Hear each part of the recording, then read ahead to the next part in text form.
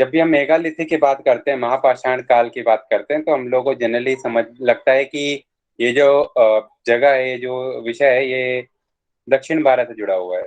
जो बिल्कुल काफी हद तक सही भी है कि आपको ज्यादातर जो मेगालिथिक साइट्स हैं वो सदर्न इंडिया से मिलती हैं, डेक्कन से मिलती हैं। लेकिन ये बिल्कुल भी आवश्यक नहीं है कि मेगालिथिक साइट सिर्फ साउथ के एरिया से मिलती हों। आपको मेगालिथिक साइट्स और उनके वेरिएंट्स हैं, अलग अलग तरीके के जो वेरिएंट्स हैं, अ, उनके जो एविडेंस है वो अलग, क्या कहते हैं, अलग अलग जगहों में मिलते हैं। नॉर्थ इंडिया में भी आपको मेगालिथिक का एविडेंस मिलता है, बट कंपैरेटिवली उतना नहीं मिलता जितना आपको जो है सदन में मिलता है। यहाँ पे दो तीन चीजें हैं कि मेगालिथिक को मेगालिथिक क्यों कहते हैं, क्या उसकी खासियत है, और किस तरह से इसको समझा जा सकता है। पूरे पीरियड को किस तरह से इंसान समझ सकता है। ठीक है, ये हम आज के उसमें समझने की कोशिश करेंगे। अ, अब यहाँ पर एक इम्पोर्टेंट जो चीज है वो ये है कि जो मेगालिथिक पीरियड है वो अ, उसका जो टाइम पीरियड है वो आप देख सकते हैं, लगभग जो आपका जो पीजीडब्ल्यू वाला फेज है, ठीक है, उससे वो खाता है, उससे मेल खाता है। जहाँ पे आप देख रहे हैं ट्रांजिशनल फेज हो रहा है ओसीपी बीआरडब्ल्यू से पीजीडब्ल्यू की तरफ, वहाँ वो फेज अब बेसिकली क्योंकि सनौली में डिस्कवरी हुई है, सनौली की डिस्कवरी के कारण आप देखते हैं कि जो पूरा इसका क्रोनोलॉजी है वो काफी हद तक चेंज हो गया है, काफी हद तक बदल गया है। ठीक है, और यही कारण है कि पीजीडब्ल्यू का भी जो है टाइम पीरियड चेंज हो रहा है। तो इस कारण से हो सकता है फ्यूचर में आपको जो क्रोनोलॉजीज मिले वो कंपैरेटिवली से अलग हो। तो हम लोग दो मेजर चीजों पर फोकस करेंगे। एक, हम किस तरीके से इस पीरियड को समझ सकते हैं इसके बरियल सिस्टम के द्वारा, और दूसरा आयरन। ठीक है, ये दो चीजें मेगालिथिक पीरियड को जो है डिफाइन करती हैं। एक आपका बरियल सिस्टम, ठीक है, इस तरह से दफनाने का जो सिस्टम है वो यहाँ पे इस तरह से देखने को मिलता है। दूसरी जो चीज आपको यहाँ पे देखने को मिलेगी वो मिलेगी आयरन का यूज। नाउ ये आयरन का यूज क्यों इंपॉर्टेंट है, बिकॉज जैसे मैंने आपको पहले भी बताया था कि आयरन को समझा जाता है कि बहुत बड़ा डिटर्मिनेंट है अर्बनिज्म का। शहरीकरण का एक बहुत बड़ा बड़ा जो कारण है वो यहाँ पे आपको आयरन का यूज देखने को मिलता है। लेकिन बावजूद इसके मेगालिथिक पीरियड में आपको आयरन का एविडेंस मिलता है, इसके बावजूद आपको अर्बनिज्म शहरीकरण देखने को नहीं मिलता। ठीक है, तो ये भी एक चीज उठती है कि लोहे का जो प्रयोग है उसका उसको बहुत बढ़ा चढ़ा के बताया गया है इतिहासकारों ने। अगर लोहे इतना ही डिटर्मिनेंट फैक्टर होता और वही आयरन एज का जो कॉन्सेप्ट है वो इतना ही इंपॉर्टेंट होता, तो क्यों दक्षिण भारत में जो शहरीकरण है वो उत्तर भारत से पहले क्यों नहीं आया। ठीक है, तो यही एक चीज बहुत इसके लिए बहुत इंपॉर्टेंट है कि आप आयरन को किस तरीके से परिभाषित करते हैं, आयरन के यूज को। ठीक है, क्योंकि आप जब हम लोगों ने जब वैदिक पीरियड किया था, हम लोगों ने बोला था कि वैदिक काल में लेटर वैदिक जो है, ठीक है, उत्तर वैदिक काल में आपको एविडेंस मिलता है लोहे का। ठीक है, लेकिन अर्ली वैदिक में नहीं मिलता। लेकिन यहाँ पे जो टाइम पीरियड है आपका करीबन 1300 ईसा पूर्व से, ठीक है, से लेके आप जो देखते हैं कि 500 400 500 ईसा पूर्व तक टाइम पीरियड यहाँ पे देखा जाता है। और उसके आगे भी आपको देखने को मिलता है कि जो नियोलिथिक चाल्कोलिथिक फेज आपको सदर्न इंडिया में कंपैरेटिवली ज्यादा देखने को मिलता है, काफी समय तक देखने को मिलता है as compare to north India. ठीक है, इस कारण से इस कल्चर को समझना हमारे लिए इंपॉर्टेंट हो जाता है। लेकिन आगे चल के आप देख पाते हैं कि मेगालिथिक कल्चर के अलावा भी कई अलग अलग तरह के बरियल सिस्टम है। जब हम मेगालिथिक की बात करते हैं तो हम लोग बेसिकली कुछ खास स्ट्रक्चर्स की बात करते हैं। ठीक है, हम लोग बात करते हैं कि अगर आप देखें, ये है बेसिकली एक मेगालिथिक का एविडेंस है। ठीक है, महापाषाण मतलब महा का मेगा का मतलब बड़ा, लिथिक का मतलब पत्थर। बड़े बड़े जो पत्थर हैं जहाँ पे आपको पाए जाते हैं, और मेगालिथिक इसलिए कहा गया क्योंकि आपको जो है जो भी दफनाने की प्रथाएं वो इस तरह से की गई हैं कि बहुत बड़े बड़े पत्थर अलग अलग स्ट्रक्चर में, अलग अलग शेप और साइज में रखे गए हैं लोगों को दफनाने के लिए। अब सवाल ये उठता है कि जो दफनाने का जो सिस्टम है, ठीक है, माइंड यू यहाँ पे आपको जलाने का सिस्टम नहीं मिलेगा। जलाने का सिस्टम आपको मिलेगा एश माउंट कल्चर में। ठीक है, यहाँ पे आपको दफनाने की संस्कृति मिलती है। दफनाने से हमको इतिहास ऐतिहासिक रूप से इतिहास के परिप्रेक्ष्य में क्या क्या चीजें पता चलती हैं। ठीक है, दफनाने से हमको क्या क्या पता चलता है। पहली चीज तो ये कि उस टाइम पे कौन कौन से जो है भौगोलिक परिवेश अवेलेबल थे। ठीक है, आप जो है पत्थर आपके लिए नेचुरली अवेलेबल हैं कि आप पत्थर विशेष रूप से कहीं से लेकर आ रहे हैं। ठीक है, उन चीजों को इस तरह के संरचनाएं बनाने के लिए। जैसे कि हमने एक बात की था, जब आपने आर्कियोलॉजी का हमने बिल्कुल इंट्रोडक्शन सोर्सेज के बारे में बात कर रहे थे, हमने एक शब्द का प्रयोग किया था, साइट कैचमेंट एनालिसिस। ठीक है, एक व्यक्ति उतनी दूर जितनी दूरी एक दिन में तय करके वापस आ सकता है, वही उसका साइट कैचमेंट एरिया है। ठीक है, जितनी दूरी वो तय करेगा किसी भी सामग्री को लेने के लिए। तो जो मटेरियल आपके 10 से 12 किलोमीटर की परिधि में आता है, वो जो आपका नेचुरल साइट कैचमेंट एरिया है। उसके परे जो है वो आपका देखने को मिलता है व्यापारिक, आप जो एक्सचेंज कर रहे हैं। ठीक है, आप एक्सचेंज कर रहे हैं दूसरे कम्युनिटीज से। तो आपको पता चलता है कि आपके पास नेचुरल रिसोर्सेज कितने थे और कहाँ कहाँ से आप जो है रिसोर्सेज को लेकर आ रहे हैं। ठीक है, ये पहली चीज है। दूसरी चीज आपको ये पता चलती है कि सामाजिक सरोकार क्या थे। कभी भी शवादा जो है या फिर जो बरियल सिस्टम है, वो हमेशा सामाजिक विभेद का एक तरीके से चिन्ह होता है, सोशल डिफरेंशिएशन का एक तरीके से सिंबल होता है।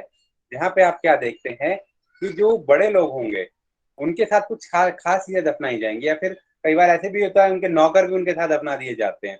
ठीक है, और ये इसलिए होता है क्योंकि ये माना जाता है कि मृत्यु के बाद भी जीवन है। ठीक है, मृत्यु के बाद भी जीवन है और बेसिकली उनको शायद इसकी जरूरत पड़ेगी जहां भी हो जाएंगे मृत्यु के बाद। तो इससे हमको दो तीन चीजें पता चलती हैं। पहली चीज, सोशल हायरार्की। तो हमको पता चलता है कि कौन से लोग विशेष रहे होंगे समाज में जिनके लिए विशेष शवादा का इस्तेमाल किया गया है, कहाँ पे बंद किया गया है, कहाँ पे खुला उनको छोड़ दिया गया है। ठीक है, साथ ही साथ ये भी बताता है कि उस टाइम पे मान्यताएं क्या रही होंगी, रिचुअल्स क्या रहे होंगे, परंपराएं क्या रही होंगी। ठीक है, तो ये सब हमको इस पर्टिकुलर जो है शवादाओं से पता चलता है।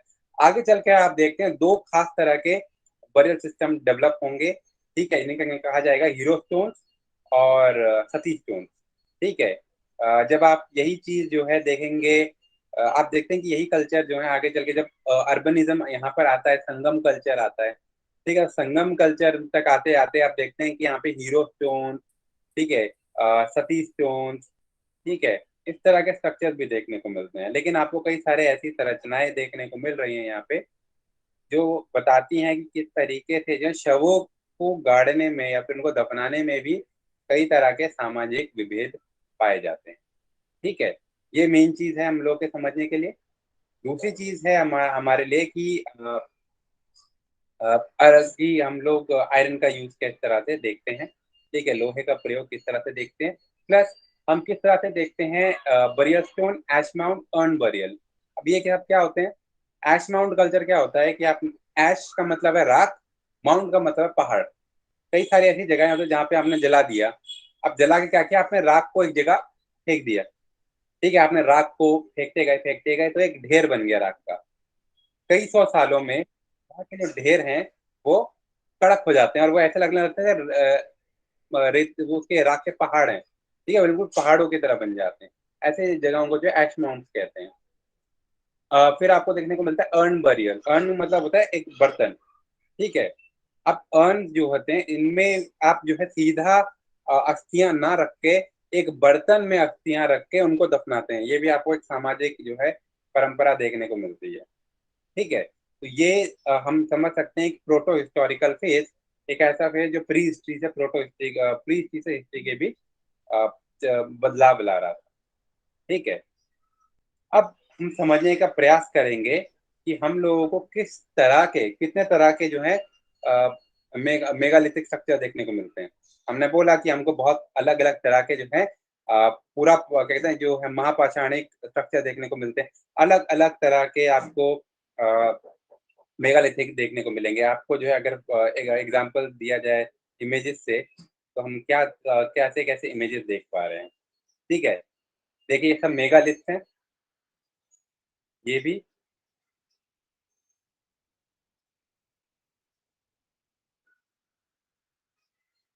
ये देखिए। अब आप में खास चीजें बहुत सारे हमको अंतर देख रहे होंगे, लेकिन एक सिमिलैरिटी है सब में। कुछ पत्थरों को एक खास आकार में जो है आप लोगों ने इसको डेवलप किया है। तो ये ही जो है मेगालिथिक स्ट्रक्चर्स का एक बेसिक आयाम है कि आप लोगों को अलग-अलग जगहों पे मेगालिथ्स अलग-अलग तरीके से पाए जाते हैं।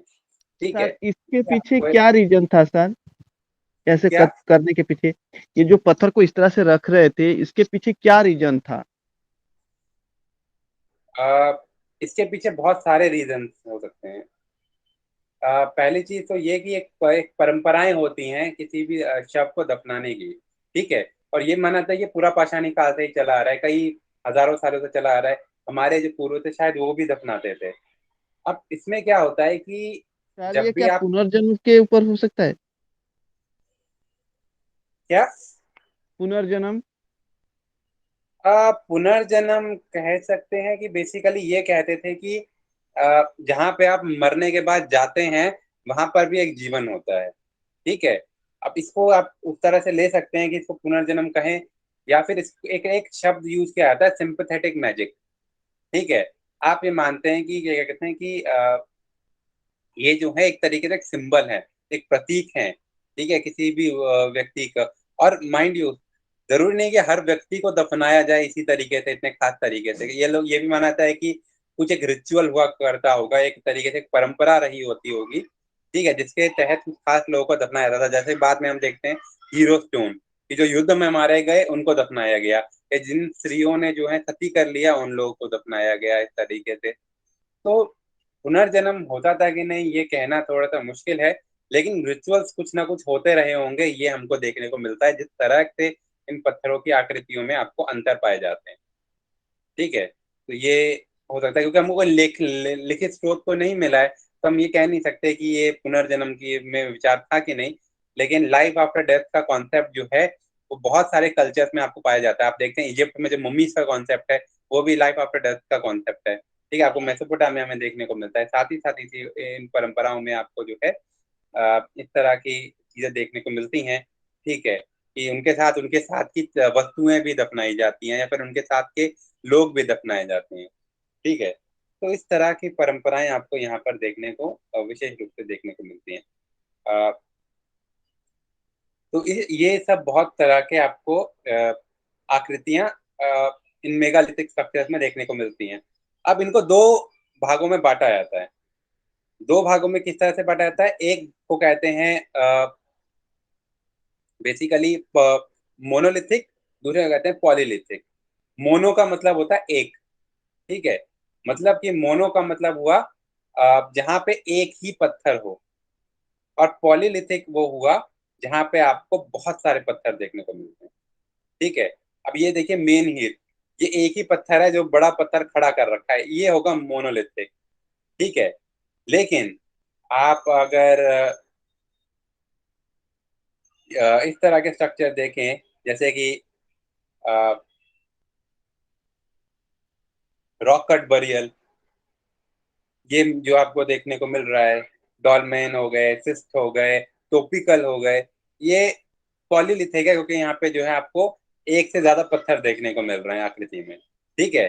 तो हमको करीबन 7 या 8 तरह के मेगालिथिक स्ट्रक्चर या महापाषाणिक आकृतियां देखने को मिलती हैं, ठीक है? हम लोग सारे को एक एक करके डिस्कस करेंगे। 7-8 तरह के आपको स्ट्रक्चर देखने को मिलते हैं जिनमें से कम 5-6 ऐसे स्ट्रक्चर हैं जो पॉलीलिथिक है और 2 ऐसे स्ट्रक्चर हैं जो मोनोलिथिक हैं, ठीक है?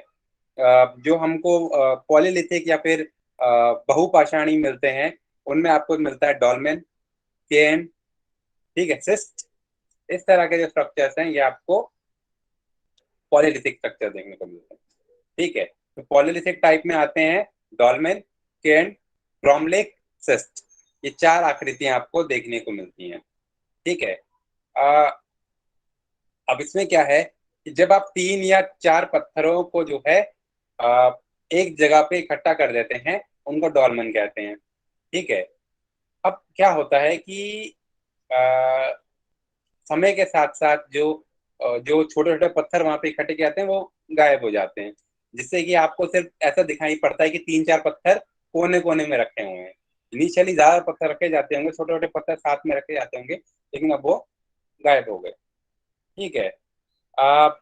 केयर्न ऐसे स्ट्रक्चर्स होते हैं जहाँ पे आपको जो है एक कोन बना दिया जाता है, ठीक है। पहाड़ों पे जिस तरह के स्ट्रक्चर बनाए जाते हैं, और इस तरीके से बनाया जाता है कि पत्थरों को एक जगह इकट्ठा करके उनकी उनको जो है कोन की तरह से ऊपर से बांध दिया जाता है, ठीक है, मतलब उनको जोड़ दिया जाता है। तीसरा है क्रॉमलेक, जो कि बेसिकली पत्थरों को मोड़ के या पत्थरों को टेढ़ा करके डाला जाता है, ऐसे स्ट्रक्चर्स को क्रॉमलेक कहते हैं। और सिस्ट होते हैं ऐसे आकृतियां जहां पे मान लो कि एक साथ आपको बहुत सारी आकृतियां दफनानी है, ठीक है।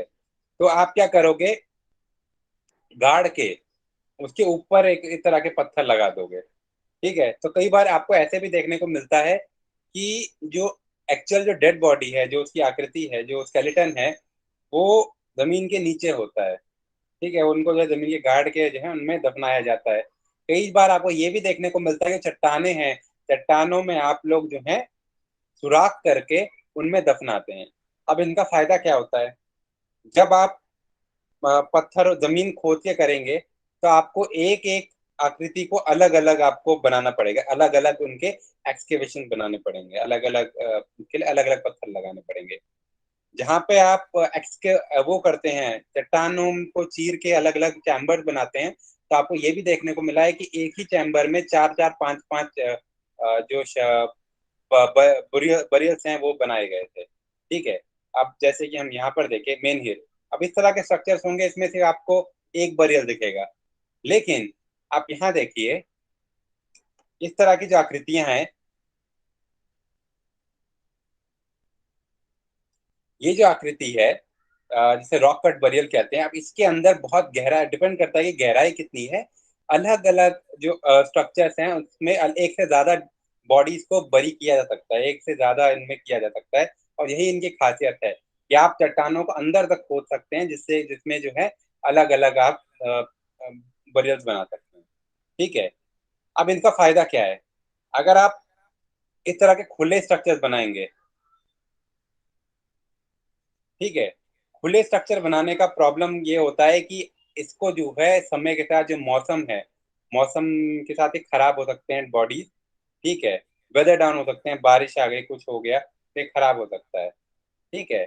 जहाँ पे आपने इंक्लोज कर दिया उनको, आपने जो है दफना दिया या फिर आपने जो है उनके स्ट्रक्चर के अंदर डाल दिया, तो ये जो है ज्यादा टाइम तक इंटैक्ट रहने की इनकी संभावना होती है, ठीक है। आप बस अगर आप ये देखिए कि पॉट में दफनाया जाता है, अर्न में दफनाया जा रहा है। अब आप ये देखिए, जमीन में गड्ढा खोदा आपने जो है, इसलिए इसको अर्न बरील कहते हैं कि जमीन में गड्ढा खोदा आपने, आपने जो है सीधा अस्थियां नहीं दफनाई, आपने सीधा हड्डियां नहीं दफनाई। आपने क्या किया, जो भी हड्डियां थी आप लोगों ने उसको जो है एक बर्तन में रखा, उस बर्तन को दफनाया, ठीक है। कि इस तरह के आपको स्ट्रक्चर्स यहाँ पर देखने को मिलते हैं, राइट। सो ये कुछ खासियतें हैं आपको जो पॉलीलिथिक उसमें देखने को मिलता है, जहाँ पे आपको एक खास तरह का बरियल देखने को मिलेगा, ठीक है। दूसरा टाइप है मोनोलिथिक टाइप, जिसमें आपको दो मेजर स्ट्रक्चर देखने को मिलते हैं, मेनहीर और स्टोन सर्कल, ठीक है।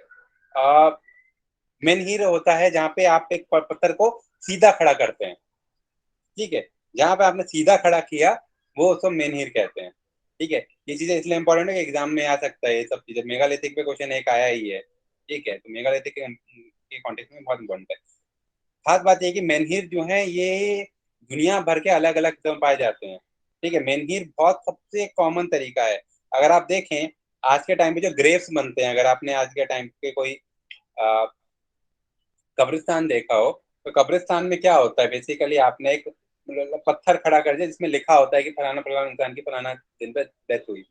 ये क्या है, एक स्ट्रेट आपने पत्थर खड़ा किया, मेनहीर का ही एक फॉर्म है। तो मेनहीर is the most common form of most identified form of burial system, ठीक है। और ये बहुत पहले से सिस्टम ये देखा जा सकता है, और यूरोप में भी पाया जाता है, अफ्रीका में पाया जाता है, एशिया में पाया जाता है, ठीक है। इस तरह के स्ट्रक्चर्स आपको देखने को मिलते हैं। स्टोन सर्कल क्या होता है कि आपने एक लाइन से जो है सर्कल बना दिया पत्थरों का, जहाँ पे जो है क्या कहते हैं, आप जो सर्कुलर बनाओगे, स्फेरिकल बनाओगे, या चार पत्थर एक जगह पे बना दिया, इस तरह के स्ट्रक्चर जो है आपको स्टोन सर्कल देखने को मिलता है। ठीक है, तो आपने एक सर्कुलर फॉर्म में वो कर दिया, एक कम्युनिटी का सेंस देने के लिए, कम्युनिटी का एक आइडिया देने के लिए। सो मेगालिथिक की एक खास दूसरी जो चीज इंपॉर्टेंट हमने बोली थी कि one of the earliest iron using archaeological settlement आपको यहाँ पर देखने को मिलते हैं। ठीक है, और कहा जाता है कि यहाँ पे जो सोसाइटी रहती थी, ट्राइबल कम्युनिटी थी। जैसे कि हमने क्या कहते हैं, इस टाइम पीरियड में आप देखते हैं कि ट्राइबल एरियाज का डेवलपमेंट है, स्टेट का डेवलपमेंट अभी तक यहाँ पर नहीं हुआ है। ठीक है, यहाँ पे आपको राज्य प्रबंधन का एविडेंस नहीं मिलता है, आपको ट्राइबल जो है सिस्टम देखने को मिलता है। और इसका ही लोग इसलिए ये भी कहते हैं कि क्या जो मेगालिथिक है वो टोटेमिक कल्चर है। टोटेमिक कल्चर होता है, टोटेम होते हैं बेसिकली तंत्र मंत्र। ठीक है, कि आप जो है इस तरह, क्योंकि इस तरह दफनाते हैं क्योंकि वो किसी तंत्र मंत्र या झाड़ फूक का या फिर किसी तरह के जो है आपकी रिचुअल्स का हिस्सा है। ठीक है, तो उसकी टोटेमिक वैल्यू होती है, जैसे होता है ना ताबीज वगैरह बांधते हैं, तो टोटेमिक कहते हैं उसको। तो क्या इन जो स्ट्रक्चर्स हैं इनकी भी टोटेमिक वैल्यू है? क्या ये स्ट्रक्चर इसलिए खड़े किए गए कि ताकि इनको वेनरेट किया जा सके? या कई लोग, एक हमारे जो पुराने कल्चर्स हैं उसमें एक संस्कृति पाई गई है एंसेस्टर वर्शिप की। ठीक है, जो आपके पूर्वज हैं उनको आप जो है मानते हैं कि मृत्यु के बाद भी वो जो है दिव्य रूप में आपके पास बने रहते हैं, तो आप जो है अपने पूर्वजों की पूजा करते हैं। तो क्या आपको इस कल्चर में, मेगालिथिक कल्चर में, इस तरह के एविडेंस मिलते हैं? ये भी एक पॉसिबिलिटी हो सकती है। ठीक है, और एक और जो इम्पोर्टेंट चीज है कि ये जो स्ट्रक्चर्स यहाँ पे पाए गए हैं, कई सारे ऐसे भी स्ट्रक्चर्स हैं जहाँ पे जो है सामान उनके साथ दफनाया गया है, आयरन के, स्टोन के टूल्स दफनाए गए हैं। अब क्या किसके साथ दफनाया जाएगा, ये भी एक तरीके से सामाजिक विभेद का हिस्सा होता है। ठीक है, आप देखते हैं कि क्या कहते हैं कि कई सारे ऐसे स्ट्रक्चर्स हैं जिनको जो है इस तरीके से बनाया गया है कि अ, उनके साथ, जहाँ पे औरत फीमेल बॉडी जहाँ पे देखने को मिली है, कुछ फीमेल बॉडी देखने को मिले जिनके साथ बच्चे भी दफनाए गए हैं। तो हो सकता है बेसिकली आप जो है क्या कहते हैं, औरत के साथ बच्चे को दफना रहे हैं, बेसिकली एक तरीके का एक जेंडर कल्चर दिखाने का कोशिश कर रहे हैं। जो कई सारे लोग हैं जिनके साथ जो है कई और लोग दफनाए गए हैं, ऐसा माना जा सकता है कि उनको वो जो है उनके सेवक रहे होंगे। ठीक है, या फिर उनके रिश्तेदार रहे होंगे जिनको उनके साथ दफनाया गया है।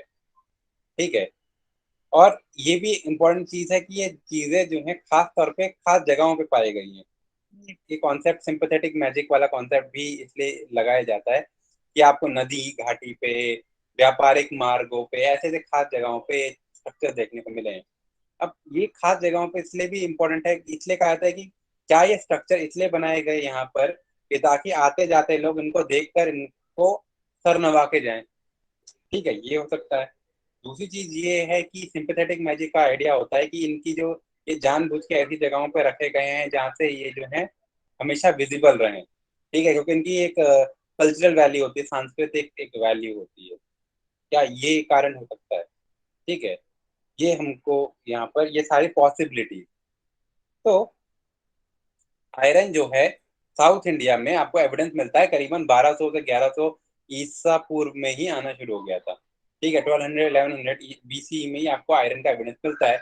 एज कंपेयर टू दैट, आपको जो नॉर्थ इंडिया में जो एविडेंस मिलता है वो आपको मिलता है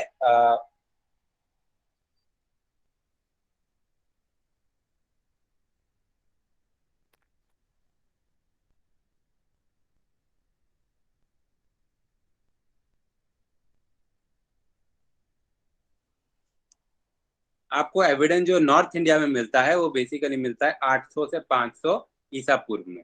तो करीबन जो है 400-500 साल का यहाँ पे डिफरेंस है। ठीक है, तो सवाल ये भी पूछा जाता है कि ट्रांजिशनल फेज कहाँ है, कौन सा वो दौर है, कौन सा वो कल्चर है जिसको आप ट्रांजिशनल फेज मान सकते हैं, जिसको आप बोल सकते हैं कि अच्छा यहाँ पर जो है एक तरीके का एक यहाँ एक दौर से दूसरे दौर के बीच एक अंतर हो रहा है।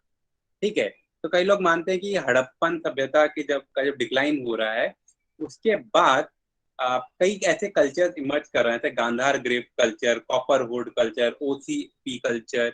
ठीक है।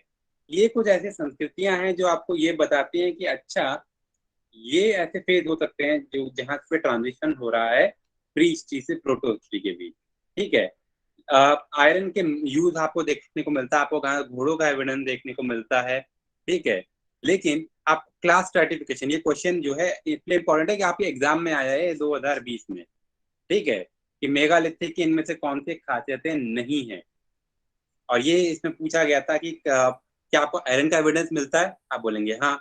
क्या आपको घोड़ों का एविडेंस मिलता है, आप बोलेंगे हाँ। क्या आपको जो है एविडेंस मिलता है सोशल स्ट्रेटिफिकेशन का, आप बोलेंगे नहीं। ठीक है। आपको ऐसा एविडेंस नहीं मिलता, मतलब आपको जाति आधारित जो है, वर्ण आधारित जो डिवीजन नहीं देखने को मिलता है, क्योंकि ट्राइबल सोसाइटी है, कंपेरेटिवली इगैलिटेरियन है। जो डिफरेंस है वो स्टेटस का डिफरेंस है। ठीक है। कि कुछ लोग जो है ज्यादा महत्वपूर्ण होंगे, जो ट्राइबल लीडर्स होंगे, ठीक है, उनके आपको खासियतें देखने को मिलती हैं। लेकिन सोशल ऐसे डिमार्केशन बहुत बड़े स्तर पे देखने को नहीं मिलता है। ठीक है। तो ये ग्रेव जो है अपने आप में एक ट्रांजिशनल फेज को दर्शाते हैं। अब तीन चार खास चीजें यहाँ पर आपको खासियतें देखने को मिलती हैं। पहली चीज तो ये कि आपने जो है डेड बॉडीज को या हड्डियों को जो है अलग अलग करके उनको बड़े बड़े बर्तनों में डाल दिया। ठीक है। साथ ही साथ कुछ ऐसे सामान भी डाल दिए, इन सामानों को कहते हैं ग्रेव गुड। ठीक है। शवादा की सामग्री जो है ये आपको यहाँ पे देखने को मिलती है। अब क्या आप करेंगे, जो बर्तन है बड़े बड़े, ठीक है, ये आपने को अनबरियल हमने दिखाया था। आ, ये देखो, इस तरह के बड़े बड़े बर्तन है, पॉट्स इतने बड़े बड़े, ये अर्न बरियल का ये सिस्टम है। यहाँ पे आप जो हड्डियां हैं आप लोग इसको इन बर्तनों में डालते हैं और फिर एक गड्ढा खोद के उसमें दफना दिया जाता है। ये आपको जो है इस समय से एविडेंस मिलता है। ठीक है। अब यहाँ पर आप ये भी देख पाते हैं कि पहली चीज हो गई लार्ज, जो अर्न्स रखे गए, बड़े बड़े जो बर्तन रखे गए। ठीक है। और उनको जो है गड्ढे वो कर दिए, उसमें क्या कहते हैं गड्ढे को भर दिया गया। ठीक है। और उसके ऊपर जो है आपने एक पत्थर रख दिया जिससे कि पहचान चले कि इसके नीचे जो है शव दफनाया गया है। तो वैसे मैंने बोला कि कई जगह शव डायरेक्टली दफनाया जाता है, कई जगह स्ट्रक्चर जो है इनडायरेक्टली दफनाया जाता है। दूसरा जो आपको एविडेंस मिलता है वो है सिस्ट का। ठीक है। बेसिकली अब आप क्या करेंगे कि आप लोगों ने अलग अलग आपने जो है पत्थरों को जो है इकट्ठा करके उनको उससे जो है ढक दिया, डायरेक्टली ढक दिया। ठीक है। आ, या फिर आपने उसके बीच अंदर जो है एक गड्ढा बना दिया, उनके जो पत्थरों के बीच में जो गैप है उसमें जो है दफना दिया और उसको जो है चारों तरफ से पत्थरों से ढक दिया। ठीक है। जिससे कि वो जो है ऐसे करके नजर ना आए, जब आप पत्थर को हटाएंगे तब वो चीज नजर आए। ठीक है। अ, अगली चीज है लेग्ड अर्न, तो सैक्रोफैगी कहते हैं। ठीक है।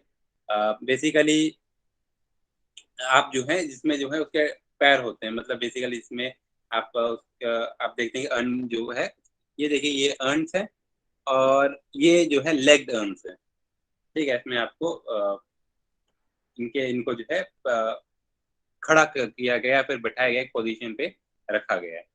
ठीक है। ये इससे क्या होता है कि आपको उसको जो है बैलेंस करने में आसानी होती है, आपको गाड़ना नहीं पड़ता उसको। चौथी चीज ये है कि आप लोग जो है आप क्या करेंगे, चट्टानों के बीच में जो है सुराख बना के आप उसके बीच में जो है उनको डाल देंगे। ये सब तरीके हैं जो आपको आ, इस तरह के आपको बरियल देखने को मिलते हैं। ठीक है। नाउ आप क्या ये भी देख पाते हैं कि आगे चलकर कई मेगालिथ के जो पत्थर थे उनको जो है उसमें जो है बाकी चीजें लगवाई गई। ठीक है। जैसे कि अशोक के कई सारे कुछ अभिलेख हैं ऐसी जगहों पर स्थित हैं जहाँ पे आपको मेगालिथिक स्ट्रक्चर पाए गए, मेगालिथिक जगहें पाई गई हैं। ठीक है। ये बताता है कि जैसे मैंने आप लोगों को अशोकन इंस्क्रिप्शन के बारे में बताया था कि क्या कहते हैं कि जब भी कोई फिजिकल स्ट्रक्चर होगा उसकी दो वैल्यू है, एक तो ये कि उसमें क्या लिखा गया ये तो वैल्यू है ही, लेकिन उस स्ट्रक्चर की, वो उस आकृति की अपनी एक वैल्यू होती है। ठीक है। और यही कारण है कि लोग जो है उस आकृति को जो है बार बार रिपीट करते हैं, बार बार यूज करते हैं। ठीक है। तो उस आकृति की इम्पोर्टेंस जो है उसके कल्चर, उसके फिजिकल अपीयरेंस से भी और उसके कल्चरल यूज से भी, दोनों चीजों से आपको देखने को मिलता है। नाउ ये माना जाता है कि जो मेगालिथिक स्ट्रक्चर है यहाँ से आपको बहुत ही बुनियादी तौर के खेती के एविडेंस मिलते हैं। ठीक है, सेडेंट्री लाइफस्टाइल था कि नहीं, ये माना जाता है कि हो सकता है कि सेमी सेडेंट्री लाइफ हो। ठीक है, कि एक को क्या कहते हैं कि घर हो, लेकिन जरूरी नहीं है कि हमेशा उन जगहों पे रहते हैं, अलग अलग जगह चेंज भी कर सकते हैं। ठीक है, तो अपने एक जगह से दूसरी जगह चेंज करते रहते हैं, तो सेमी सेडेंट्री या फिर घुमंतु जो है प्रवृत्ति है। ठीक है, और घुमंतु जहाँ पे स्ट्रक्चर होता है, घुमंतु व्यवस्था होती है, वहां के साथ एक खास चीज ये होती है कि आप लोग जो है कुछ टाइम रहते हैं जंगल में, जब खेती करते हैं फिर उसको जला के आगे बढ़ जाते हैं। ये चीज आपको यहाँ पर खास तौर पे देखने को मिलती है। अगली चीज ये है कि जैसे मैंने बोला था कि बहुत ही सामान्य तरीके का व्यापार आपको देखने को मिलेगा, primitive form of exchange in trade exchange. और ट्रेड एक्सचेंज की उपयोगिता ये है, जैसे मैंने बोला कि खास तौर पे किसी की का प्रयोग किया जाएगा। हाँ, जो चट्टाने पत्थर वगैरह हैं या औजार वगैरह हैं, हथियार वगैरह हैं, इन चीजों को। ठीक है, जहां भी इस तरह का ट्राइबल कल्चर होगा, ट्राइबल कल्चर की कुछ खासियतें होती हैं। पहली चीज ये है जिसे कहते हैं इंटरनेसाइन वॉरफेयर। ठीक है, इंटरनेसाइन वॉरफेयर क्या होता है कि आपके पास क्या रिसोर्सेज हैं। आपके रिसोर्सेज होंगे आपकी जमीन या फिर आपके जानवर। ठीक है, अब आप क्या है, आपको उनको बचा के रखना है, क्योंकि आप एक कबीला दूसरे कबीले से लड़ता है ताकि उनके जानवर ले सके और अपने जानवर बचा सके। ठीक है, इस तरीके से समाज आगे बढ़ता है। तो ट्राइबल सोसाइटी में इंटरनेसाइन वॉरफेयर या कबीलों के बीच की लड़ाई बहुत कॉमन होती है। और यही कारण है कि जो इनिशियल जो वॉरियर कल्चर है, ठीक है, आप देखेंगे आगे चल के जब आप इसी कल्चर का जब डेवलपमेंट होगा संगम फेज में, तो आप यहाँ पर ये देखेंगे कि संगम फेज तक आते आते एक पूरा एक जो हीरो कल्चर डेवलप होता है। ठीक है, हीरो कल्चर में आप देखते हैं कि जो तमिल संगम लिटरेचर है, उसमें आपको अकम और पूरम तरह की पोइट्री देखने को मिलेगी, जहाँ पे वॉर पोइट्री लिखी जा रही है। तो वो कहीं ना कहीं आधार यहीं पे है कि आप हीरो वर्शिप करते हैं। ठीक है, और हीरो कौन है, जो कि बेसिकली जानवरों की रक्षा करते हुए युद्ध में मारे जाते हैं। ठीक है, तो ये एक इम्पॉर्टेंट चीज है, क्योंकि आपके जो मेजर जो रिसोर्सेज है, मेजर जो संसाधन है, वो कौन है, आपके जानवर। ठीक, अ, फिर बेसिकली अगली चीज है वो क्या कहते हैं कि आप जब ट्रेड करेंगे तो बेसिकली इसे कहते हैं बार्टर सिस्टम। इन्हीं सबसे common form of exchange barter system होता है। ठीक है, कि जहां पर आपके पास कुछ है, दूसरे के पास कुछ और है, आप लोग एक्सचेंज करेंगे। बार्टर सिस्टम की मैंने आपको प्रॉब्लम तो ऑलरेडी बताई है, 4 मेजर प्रॉब्लम्स होती हैं बार्टर सिस्टम में। Double coincidence of bond, lack of common unit, division of unit और डेफर्ड पेमेंट। ये चार दिक्कतें होती हैं बार्टर सिस्टम में। पहली चीज तो ये कि आपको दोनों कम्युनिटीज को आपस में एग्री होना पड़ता है कि अगर आपके पास एक चीज है तो और दूसरे के पास दूसरी चीज है, तो ना सिर्फ आपको दूसरी चीज चाहिए होनी चाहिए, लेकिन आप दूसरे इंसान को भी पहली चीज चाहिए होनी चाहिए। ठीक है, आप जो है, अगर आपको फूल चाहिए और आपके पास फ्रूट्स हैं, तो सामने वाले को भी आपको ऐसा व्यक्ति ढूंढना पड़ेगा जिसको फूल भी चाहिए और जिसको फ्रूट भी हो। ठीक है, तो ये जो है अगर नहीं होता है तो एक्सचेंज नहीं हो पाता है। दूसरी चीज ये है कि आप जो है कई ऐसी ऐसी चीजें होती हैं जो आप अ, कोई कॉमन यूनिट नहीं होता। ठीक है, कुछ चीज ऐसी होती हैं जिनकी वैल्यू जो है समय के साथ कम होती जाती है, कम समय के साथ बढ़ जाती है। अब प्याज अगर इंसान खरीद रहा है तो अ, जिस दिन वो प्याज निकाला गया उस दिन वो चीज बहुत इंपॉर्टेंट है, लेकिन कुछ दिनों बाद वो खराब हो जाएगा, तो उसकी वैल्यू जो है जीरो हो जाएगी। वही चीज जो है आपके खाने पीने के सामान के साथ होती है कि ज्यादातर चीजें समय के साथ खराब हो जाती हैं, और इसलिए उनकी वैल्यू जो है समय के साथ चेंज हो जाती है। ठीक है, तो यही एक इम्पॉर्टेंट चीज है कि आपकी आज जो वैल्यू है और उसकी जो कुछ दिनों बाद वैल्यू होगी वो सेम नहीं होगी। थर्ड चीज ये है कि क्या कहते हैं कि आप जो है उसको यूनिट में बांट नहीं सकते। अगर मैंने जो है गाय खरीदनी है, तो मैं गाय को ऐसे तो नहीं कर सकता कि मैं गाय को बांट के जो है उसके टुकड़े वो करके बोलो कि अच्छा ये 2 किलो, ये 4 किलो। अगर आप यूनिट में बांट रहे हैं, अगर आप उसको ले रहे हैं, तो आपको जो है आप उसके बदले में जो है घास नहीं ले सकते। ठीक है, जो उसकी वैल्यू होगी वो एब्सोल्यूट वैल्यू होगी, आप उसको क्या कहते हैं उसको डिवाइड नहीं कर पाओगे। चौथी चीज है डेफर्ड पेमेंट। आप उसमें लोन का या फिर बाद में पेमेंट करने का हिसाब ही नहीं है। ठीक है, क्योंकि आपकी जोग्राफिकल प्रॉक्सिमिटी इतनी है ही नहीं कि आप जो है इस तरह से वितरण कर सकें। ठीक है, ये चीज हमको यहाँ पर देखने को मिलती है। तो यहाँ पर आप क्या देखते हैं कि 5वीं शताब्दी ईसा पूर्व से तक आते आते ये कल्चर जो है तक 1200 से 500 या 400, ये पीरियड जो है आपको यहाँ पर देखने को मिलते हैं। अब दो तरीके से इनका अब समझ में आता है कि पूछा जाता है कि मेगालिथिक का काम क्या था, इनको क्यों प्रयोग में लाया जाता है। मेजर जो उसके रीजंस हैं, वो पहली चीज है कि मेमोरियल्स और बरियल्स। पहली चीज दफनाने के लिए कि आप जो डेड बॉडी है इनका करोगे क्या, ठीक है, क्या किया जाएगा। सबसे जो वो कॉमन जो तरीके हैं, जो पहाड़ी इलाके होते हैं उनमें जनरली ये क्या आता है कि आप जो है उनको पहाड़ी से फेंक देते हैं कि ताकि जो जानवर हैं वो क्या कहते हैं उसका उनको खा जाए, ठीक है। दूसरी चीज ये होती है कि आप उनको जला दें, उनकी अस्थियों को जो है आसमान में फेंक दें, ठीक है। तीसरा तरीका ये होता है कि आप उसको इकट्ठा करके एक जगह दफना दें, ठीक है, या फिर जला के जो एक जगह उसको इकट्ठा कर दें।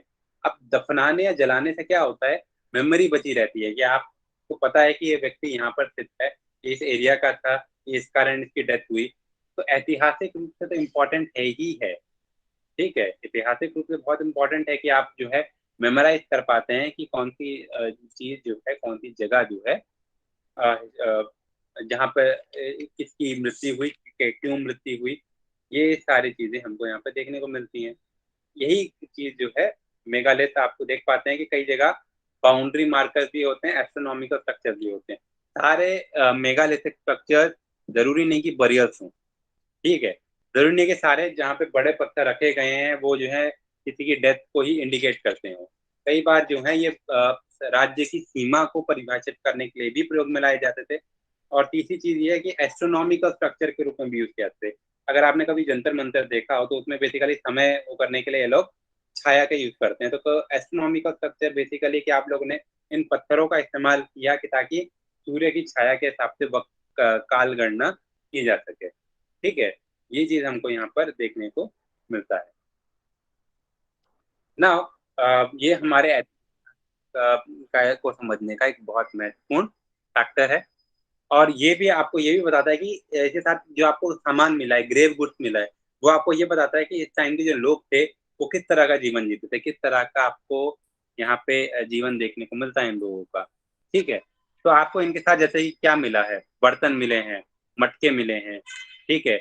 आपको जो है छोटे छोटे औजार मिले हैं, लोहे के औजार मिले हैं, जैसे कि आपको तलवार मिलती है, चाकू मिलता है, त्रिशूल मिलता है, ठीक है। मछली पकड़ने का हार, हार, हारपून मिलता है। ये कुछ खास चीजें हैं जो आपको बताती हैं कि किस तरह का उनका खान पान रहा होगा, किस तरह का वहाँ का इकोनॉमिक लाइफ रही होगी, किस तरह का डेली लाइफ वो लोग रहते होंगे, किस तरह से वो लोग जिस तरह के स्ट्रक्चर्स बना सकते हैं, जिस तरह का के औजार बना सकते हैं, उनकी क्वालिटी देख के आप ये बता सकते हो कि टेक्नोलॉजिकली कितने एडवांस थे। क्योंकि अगर आप देखो, भले ही ये लोग आयरन का बहुत का इस्तेमाल कर रहे थे, बट इनका जो आयरन की क्वालिटी है वो बहुत अच्छी नहीं थी, ठीक है। आपको जो है कुछ खास बहुत कंपेयर टू जो आपको जो है महाजनपद काल में देखने को मिलेगा, तो उसके कंपैरिजन में स्ट्रक्चर बहुत ज्यादा अच्छी क्वालिटी के नहीं थे, ठीक है। ये भी शायद एक कारण हो सकता है कि आप लोगों ने, आपके पास वो टेक्नोलॉजिकल स्किल अभी नहीं आई है कि आप लोग आयरन को स्मेल्टिंग करने का को का बहुत जो है बुनियादी तरीका खोज सको। तो आपके पास सरफेस आयरन, सरफेस मेटल को यूज करने के प्रावधान है, लेकिन आपके पास ग्रैंड तरीके से मेटल को यूज करने के शायद नहीं है। इसी कारण ये शायद एक्सप्लेन कर सकता है कि क्यों जो है despite the onslaught of iron culture, यहाँ पर आपको बहुत ज्यादा बड़े सामाजिक आर्थिक बदलाव इस कॉन्टेक्स्ट में देखने को नहीं मिलते, ठीक है। तो जैसे कि हमने बोला कि हम लोगों को बहुत सारे अलग अलग जो है स्ट्रक्चर देखने को मिलते हैं, डॉलमेन, मेनहिट। तो डॉलमेन बेसिकली यहाँ पर हमने बताया था कि डॉलमेन इस तरह के स्ट्रक्चर होते हैं जहाँ पे दो या तीन जो है पत्थर आप लोग जो है एक फ्लैट स्ट्रक्चर पे रख देते हैं, खड़ा करके रख देते हैं उनको, ठीक है, टेबल की तरह, ठीक है। टेबल की तरह आप लोग इसको स्ट्रक्चर को बना देते हैं। कई बार क्या होता है कि जब इसे टोपिकल भी कहते हैं कई जगह, ठीक है। यहाँ पे टोपी की तरह उसको रखा जाता है, ठीक है। टोपिकल या फिर टोपिकल्लू, ठीक है। तो आपको ये डॉल्मेन देखने को मिल रहा होगा। तो आप देख रहे हैं कि तीन चार अलग अलग पत्थर हैं और उनके ऊपर एक कवरिंग रखा है। अब इसके अंदर जो है आपको ग्रेविंग दिख रही होगी, ठीक है। अब बात क्या है कि कुछ कई बार क्या होता है कि नीचे वाले जो पत्थर है वो तो बचे रहे, ऊपर वाला जो पत्थर है वो समय के साथ टूट गया, या फिर वो जो है समय के साथ बारिश वगैरह के कारण खराब हो गया। तो आपको कई जगह जो है बिना कवर का भी डॉल्मेन देखने को मिलता है, जो हो सकता है कि मौसम के कारण खराब हुआ हो, ठीक है। दूसरा तो बेसिकली आपको सिर्फ ऊपर ही ढांचा ही बचा रहता है। मेन हीर ऑलरेडी हम बता चुके हैं कि खड़ा पत्थर है, ठीक है। यहाँ पे एक पत्थर को खड़ा कर दिया जाता है, जिसके नीचे जो आपको स्ट्रक्चर देखने को मिलता है। अगला जो आपको, क्योंकि साउथ सदर्न साइड आपको मिलते हैं कई सारे आपको इसमें स्ट्रक्चर देखने को मिलता है। कुडाकल्लू, ठीक है। कुडाकल्लू मशरूम के शेप का होता है। मशरूम जैसे कि बेसिकली आपने देखा हो, एक पत्थर नीचे है, उसके ऊपर एक इनको टोपिकल भी कहते हैं, ठीक है, अम्ब्रेला स्टोन या टोपिकल। टोपी इसलिए क्योंकि आपको ऐसा लगेगा कि पत्थर है, उसके ऊपर टोपी लगा रखी है, ठीक है। तो इनके आपको अलग अलग फॉर्म देखने को मिलते हैं यहाँ से। तो बेसिकली आपको ये चीज़ें जो है आपको डिफरेंस पता होना चाहिए, ताकि एग्जाम में अगर ये आ जाए तो आप लोग जो है इसमें डिफ्रेंशिएट कर सकें। कुड्डा कल्लू, ठीक है। तो माना जाता है कि ये मशरूम ज़्यादा स्ट्रक्चर इसलिए बनाया गया कि ताकि जो बड़े लोग थे, जो धनी लोग थे, उन लोगों के उनको उसको जो है प्रोटेक्ट रखने के लिए, या फिर उनकी पहचान करने के लिए कि खास लोग हैं, ठीक है, उनको जो है दफनाने की परंपरा हो सकती है, ठीक है। तो बेसिकली बाद में आप ये भी देखते हैं कि जब लेखनी का आया तो इनके ऊपर जो मेमोइर्स भी लिखे गए, इनके ऊपर लिखने का भी आपको एविडेंस देखने को मिलता है, ठीक है। तो जैसे कि आप देखते हैं आगे चल के संगम पीरियड, जब हम जब आगे के पीरियड में जाएंगे तो राइटिंग का जब एविडेंस मिलेगा, तब हम ये भी देखेंगे कि यहाँ पर जो है आपको खास तरह के इंस्क्रिप्शन देखने को मिलते हैं हीरो स्टोन्स पे, ठीक है। आपको इससे यही पता चलता है कि पर्टिकुलर स्ट्रक्चर क्यों खुदवाया गया है, किसकी याद में खुदवाया गया है, ठीक है। तो इस तरह के जो आपको जो रिटर्न स्ट्रक्चर्स मिलते हैं जहाँ पे लिखा गया है,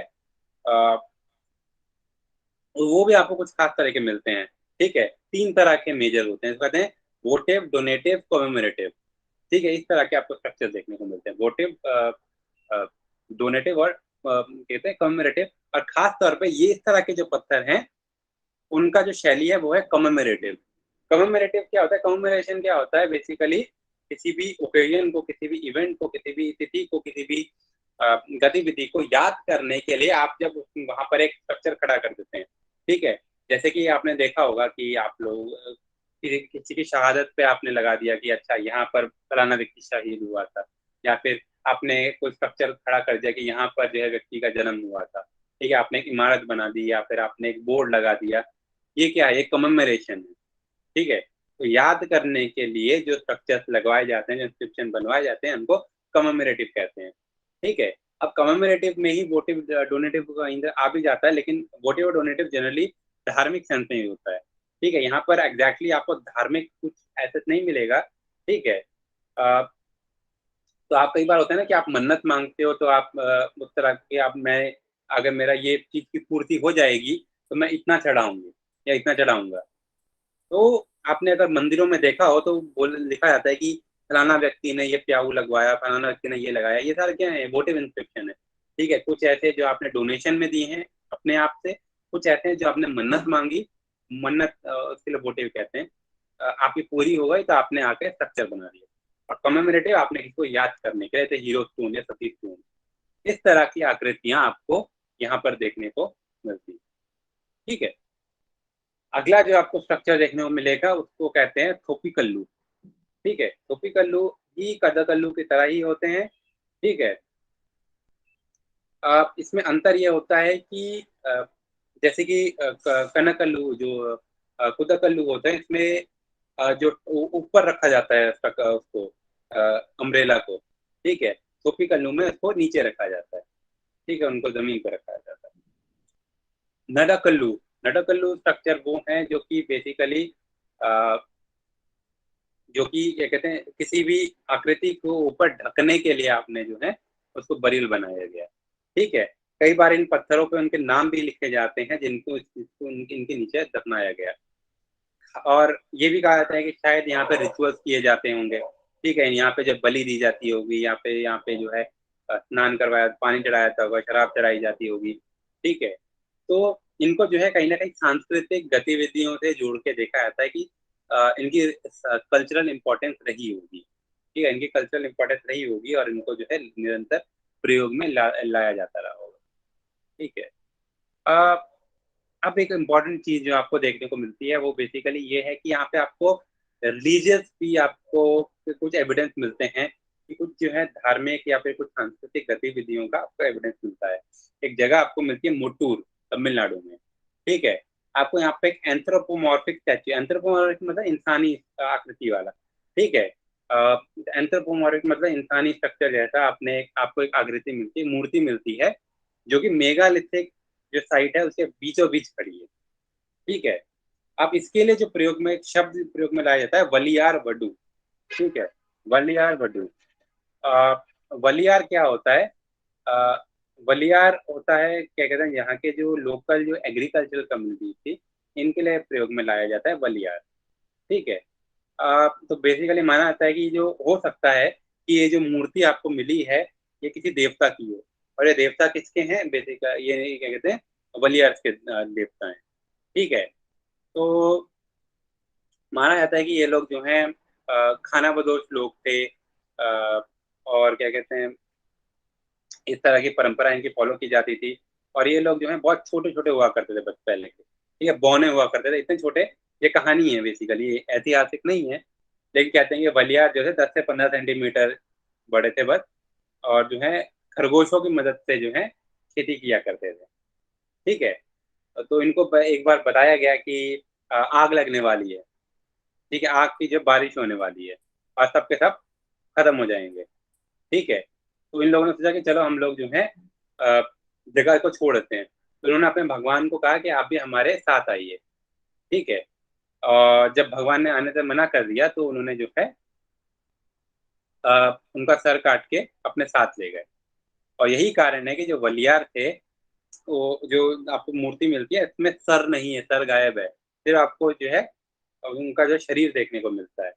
तो कहते हैं कि जो इनके जो वो थे, इनके जो ऑलरेडी ओरिजिनल कम्युनिटी वाले थे, उन्होंने इनको जो उनका सर काट के अपने साथ ले गए और शरीर शरीर यहाँ पे बचा रह गया, ठीक है। तो ये हो सकता है एक बहुत इंपॉर्टेंट चीज है एंथ्रोपोलॉजिकली, आप कह सकते हैं कि एक तरीके से जो रिलीजियस कल्ट है उसका आपको इनिशिएशन यहाँ पर देखने को मिलता है, ठीक है। तो ये एक इम्पॉर्टेंट हिस्टोरिकल एविडेंस आपको यहाँ से मिलता है कि रिलीजियस और कल्चरल जो सुप्रियोरिटी है या फिर उस तरह की जो परंपराएं हैं वो आपको यहाँ पे देखने को मिलेंगी, ठीक है। अ, इसके अलावा जो आपको जो है इस उससे कल्चर से खास चीज जो देखने को मिलेगी वो है कि यूज ऑफ आयरन, जो हम लोगों ने बोला था कि आयरन का आपको यहाँ पे यूज मिलेगा। अब आयरन का जो एविडेंस है, ठीक है, इस पे बहुत डिबेट है कि किस तरह का आयरन जो है यूज किया गया है, और क्या आयरन आज तो था, आयरन स्मेल्टिंग की भी टेक्नोलॉजी थी कि नहीं, क्या लोहे का जो प्रयोग था उसके साथ जो है आपको मेजर जो स्मेल्टिंग टेक्नोलॉजी है वो अवेलेबल थी कि नहीं, ठीक है। क्योंकि आपको ये भी पता होना चाहिए लोहे के प्रयोग के लिए कि लोहे के आयरन ओर से आयरन कैसे निकाला जाए। और यही एक चीज है कि यहाँ पे जो आयरन आपको मिला है वो बहुत प्योर नहीं है, पहली चीज। दूसरी चीज ये है, इसका मतलब ये है कि आपको अभी तक शायद इस तरह की नॉलेज नहीं हुई होगी या फिर उतना क्या कहते हैं एक्सपर्टीज नहीं है इस चीज पर कि आयरन जो है उसकी मेल्टिंग पॉइंट और बॉइलिंग पॉइंट क्या है। इसका इस्तेमाल करके आप जो है आयरन को प्योरीफाई करके अच्छे तरह के स्ट्रक्चर या फिर जो आकृतियां हैं उसको बना सकते, ठीक है। दूसरी चीज ये है कि आयरन के होने के बावजूद आपको और भी तरह के मेटल देखने को मिलते हैं, जैसे ब्रॉन्ज और कॉपर, ठीक है। कॉपर सबसे कॉमन तरीका होता है आयरन आयरन के यूज को डिफाइन करना। कॉपर सबसे मतलब अर्लियर जो है आपको मेटल देखने को मिलता है इसका यूज किया गया था, और मतलब इजिएस्ट मेटल भी है, ठीक है। बावजूद इसके ये जो पूरा पीरियड है, अगर जब हम बात करते हैं सेकेंड अर्बनाइजेशन की, हमने बात की थी, हमने एनपीवीडब्ल्यू कल्चर की बात की थी, हम यहाँ पर देखते हैं कि इन जगहों पे आपको अर्बनिज्म आने में बहुत लंबा समय लगा, ठीक है। तो जब भी हम साउथ इंडिया में बात करेंगे तो हम साउथ इंडिया में अर्ली क्रिश्चियन सेंचुरी में भी आपको जो है शहरीकरण जो है या फिर स्टेट फॉर्मेशन उस तरीके से देखने को नहीं मिलता जैसे आपको नॉर्थ इंडिया में मिलता है 6th सेंचुरी BC से। ठीक है, ये एक इम्पोर्टेंट चीज है कि आपको जो है ये इस टाइम पीरियड पे अभी भी नियोलिथिक और चाल्कोलिथिक फेज पे ही ये लोग चल रहे हैं। यहीं से आपको एक चीज बदलती है, जिसे कहते हैं आप जिस पीरियड को आप उसको जिस तरह से डिफाइन करेंगे और अर्बनिज्म और जो रूरलाइजेशन और नियोलिथिक चाल्कोलिथिक कल्चर का जो डिवीजन है, इसे कहते हैं regional culture, regional history, regionalisation. ठीक है, जहाँ पे आप ये देखते हैं कि जहाँ भी हम लोग हिस्ट्री को समझने की कोशिश करते हैं उसमें रीजनल वेरिएशन आते ही आते हैं। ठीक है, कई सारी जगहें ऐसी हैं जो उस टाइम तक जो है शहरीकृत नहीं हुई थी। इसको समझने का जो एक तरीका होता है उसे कहते हैं एथनोग्राफी और एंथ्रोपोलॉजी। ठीक है, कंपैरेटिव कल्चर्स की अगर हम स्टडी करने की कोशिश करेंगे तब हमको ये चीजें पता चलती हैं कि आगे चल के भी आपको चीजें देखने को मिलेंगी कि जब हम डेक्कन की या सदर्न इंडिया की बात कर रहे हैं उसमें भी आपको कई तरह के रीजनल वेरिएशन देखने को मिलेंगे। ठीक है, जब आप आगे पीरियड में जाते हैं तो आपको ये रियलाइज होता है कि यहाँ पर एटलीस्ट 6 या 7 अलग अलग जोग्राफिकल जोन्स हैं। ठीक है, जिसके बेसिस पे जो है आपको जो है यहाँ पे आपको हिस्टोरिकल डिफरेंसेस पाए जाते हैं, इकोनॉमिक डिफरेंस पाए जाते हैं, सोशल डिफरेंस पाए जाते हैं। तो आपको यहाँ पे देखने को मिलता है कि यहाँ पे फॉरेस्ट लैंड भी है, स्वैम्पी लैंड भी है, दलदली इलाका भी है, यहाँ पे जो है कोस्टल एरिया है, तटीय क्षेत्र है, यहाँ पे जो है फर्टाइल लैंड भी है। ठीक है, तो 6-7 आपको अलग अलग डिवीजन देखने को मिलते हैं और हर जगह पे अलग अलग उन जोग्राफिकल वेरिएशन के कारण ही आपको जो है अलग अलग डिवीजन देखने को मिलेंगे। ठीक है, आगे चलकर आप देखते हैं कि यहाँ पे जो है बहुत ही regional formation, local state formation होगा। जैसे कि हमने जब वैदिक पीरियड की बात की थी तो हम लोगों ने बात की थी जनपद की, कि कैसे जो है एरिया जो पहले एगालिटेरियन सोसाइटी था, ट्राइबल सोसाइटी था, वहां से जनपद निकल के आते। वैसे ही आपको जो है इन एरियाज में खासतौर पर Tamil Nadu, Andhra Pradesh, Karnataka and to an extent Kerala में आपको जो कॉन्सेप्ट मिलता है वो है नाडू का। ठीक है, नाडू, नाडू और वलनाडु। ठीक है, जो कि बेसिकली आप समझ सकते हैं कि इस तरीके का रीजनल साइट थी। यही डिवीजन आपको और बाकी एरियाज में भी देखने को मिलता है। आपको आंध्र प्रदेश में देखने को मिलेगा, जैसे कि आपको पता होगा आंध्र प्रदेश अपने आप में जो है 3 भागों में विभाजित किया गया है। ठीक है, तो जोग्राफिकल जोन जैसे कि हमने 6-7 उनकी तिनकई की बात की थी, जो आपको आगे चल के संगम लिटरेचर में देखने को मिलेगा ना। ये चीज इसलिए इंपॉर्टेंट है क्योंकि संगम लिटरेचर ये बात करता है कि हमारे 5 संगम हुए थे, उनमें से जो पहले 2 संगम का जो टाइम पीरियड है वो हिस्टोरिकली अपेरेंट नहीं है, मतलब हिस्टोरिकली इसको वो नहीं कर सकते, लेकिन वो जो है मेगालिथिक फेज को जो है कवर करता है। माना जा सकता है कि कहीं ना कहीं जो ट्राइबल फॉर्मेशन है वहीं से जो है ये चीजें परंपराएं जो स्टेट फॉर्मेशन की निकल कर आई हैं। तो आंध्र प्रदेश में आपको 3 ऐसे डिवीजन मिलते हैं। ठीक है, आपको मिलेगा रायलसीमा, कोस्टल आंध्र जो सीमांध्र कहते हैं, और तेलंगाना। ठीक है, इस तरह के आपको डिवीजन देखने को मिलेंगे। तो आ, ये खास तौर पे आपको देखने को मिलता है। एक और जो चीज इंपॉर्टेंट है कि क्या ये इलाके जो हैं, ये जो एरियाज हैं, ये जो नदर्न इंडिया है उससे जुड़े हुए थे, तो आंसर है yes, to an extent yes. ठीक है, आपको कई सारे ऐसे एविडेंस मिलते हैं जहाँ पे आपको ये बताया जाता है कि अ, अ, किस तरह से जो है हिस्टोरिकली ये साइट जो है बहुत इंपॉर्टेंट हो गई थी। ठीक है, और खास तौर पे किस लिए, अपने रिसोर्सेज के लिए। आपको आपको इस तरह के जो है रिसोर्सेज देखने को मिलते हैं जो कि इन एरियाज में पाए जाते थे, जिनके कारण आपको कहते हैं कल्चरल एक सेम्बलेंस देखने को मिलता है, एक सांस्कृतिक स्वरूप देखने को मिलता है। ठीक है, ये आपको इस पीरियड में देखने को मिलेगा। जहाँ तक बात है अर्न बरियल की, जहाँ तक बात है एश माउंट कल्चर्स की, ये कल्चर्स आपको ये बताते हैं कि कुछ जो है बहुत आपको ये इम्पोर्टेंट है आपके लिए कि कुछ आपको साइट्स के नाम पता होने चाहिए। ठीक है, कि कौन से एरियाज में जो है कौन से जो है साइट पाई गई हैं जो हमारे लिए हिस्टोरिकली इम्पोर्टेंट है। ठीक है, तो कई लोग मानते हैं कि ये जो एश माउंट हैं they are part of Neolithic culture. कई लोग कहते हैं कि नियोलिथिक चाल्कोलिथिक कल्चर का हिस्सा है, कि ट्रांजिशनल फेज है जो आपको नियोलिथिक और चाल्कोलिथिक में मिलता है। ठीक है। तो इम्पोर्टेंट हमारे लिए जो कुछ साइट्स हैं जैसे बेलारी, ठीक है, बेलारी में आपको वो मिलेगा, आपको ये एविडेंस मिलते हैं कि वेंकट लक्ष्मिया, ठीक है, ये आपको एविडेंस मिलता है कि जो एशमाउंट कल्चर्स हैं they are spread around the areas of Andhra Pradesh, ठीक है, they are spread around the sites of Tamil Nadu, Andhra Pradesh, and Karnataka in major way, even though you also find these sites in areas of Kerala, but comparatively कम, ठीक है, comparatively आपको यहाँ से कम site मिलती है, और आंध्र और तमिलनाडु से काफ़ी ज़्यादा आपको यहाँ से साइट देखने को मिलेंगी। ठीक है। तो एश माउंट कल्चर, अर्न कल्चर जो है, ये एक तरीके इसका हिस्सा है।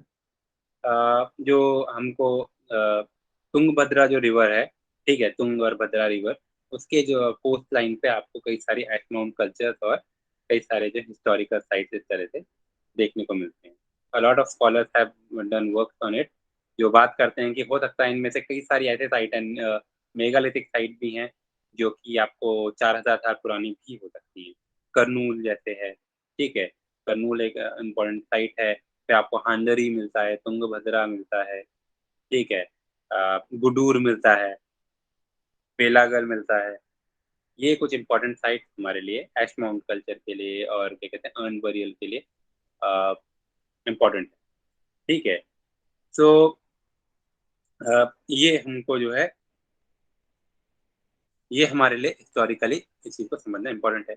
नाउ जहां तक बात है मेगालिथिक स्ट्रक्चर्स की, तो कौन कौन सी साइट्स इंपॉर्टेंट है, प्लस कौन सी साइट पे कौन तरह के स्ट्रक्चर, वैसे जनरली आपको देखने को मिलता है कि एक जगह पे एक से ज्यादा तरीके के स्ट्रक्चर्स देखने को मिल सकते हैं, एक से ज्यादा स्ट्रक्चर देखने को मिल सकते हैं। बावजूद इसके कुछ ऐसी साइट ऐसी हैं जो कुछ खास साइट्स के लिए जानी जाती हैं। ठीक है। जैसे कि नीलास्कल, हिरे बेंकल, आपको साइट्स मिलेंगी जैसे कि त्रिचूर, कोपाला, नागपुर, होसनगर, ठीक है, जून पानी, हंसम नगर, ये आपको कुछ इंपॉर्टेंट साइट्स मिलेंगी। खासतौर पे इनका जो डिवीजन है कर्नाटक, महाराष्ट्र, यहाँ पे आपको इनका कॉन्सेंट्रेशन खासतौर पे देखने को मिलेगा। ठीक है। और करीबन जो सबसे पुराना आपको जो मेगालिथिक स्ट्रक्चर मिलता है वो मिलता है आपको आज से करीबन 5000 साल पुराना। आपको करीबन 5000 साल पुराने आपको स्ट्रक्चर देखने को मिलती है।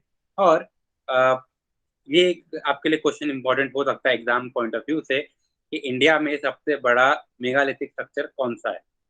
ठीक है। तो आपका इसका आंसर क्या है, इसका आंसर है जूना पानी। ठीक है। ये कहाँ पे स्थित है, नागपुर में। ठीक है। नागपुर का जूना पानी one of the biggest sites है मेगालिथिक का, राइट। और जहां तक बात है सबसे पुराने की, तो आपको वो साइट अफगानिस्तान में मिलती है। अपर इंडस वैली में मेगालिथिक साइट देखने को मिलती है। ठीक है। ये आप लोगों के लिए कुछ इंपॉर्टेंट चीजें हैं समझने के लिए, राइट। और एक इम्पॉर्टेंट आपके लिए एक और साइट है ब्रह्मगिरी, जो one of the earliest site है जिनको एक्सकेवेट किया गया था मेगालिथिक का कॉन्टेक्स्ट में 1975 में, ब्रह्मगिरी। तो ये भी आपके लिए इम्पोर्टेंट क्वेश्चन है। ठीक है। ये आप लोग पहली चीज तो ये कितने आपका टाइम पीरियड क्या है, तो आप बोलेंगे कि 1200 या 1300 ईसा पूर्व से लेके 500 ईसा पूर्व तक का टाइम पीरियड। आपसे पूछा जाएगा कौन कौन से एरियाज में सिचुएटेड है, तो आप बोलेंगे कि तमिलनाडु, आंध्र प्रदेश, कर्नाटक, केरला, महाराष्ट्र, इन सारी जगहों पे आपको देखने को मिलते हैं। आयरन का एविडेंस मिलता है, घोड़ों का एविडेंस मिलता है, मेटल ऑब्जेक्ट्स का एविडेंस मिलता है। ठीक है। जून जून पानी इंपॉर्टेंट है आपको इस टाइम पीरियड से जुड़ा हुआ।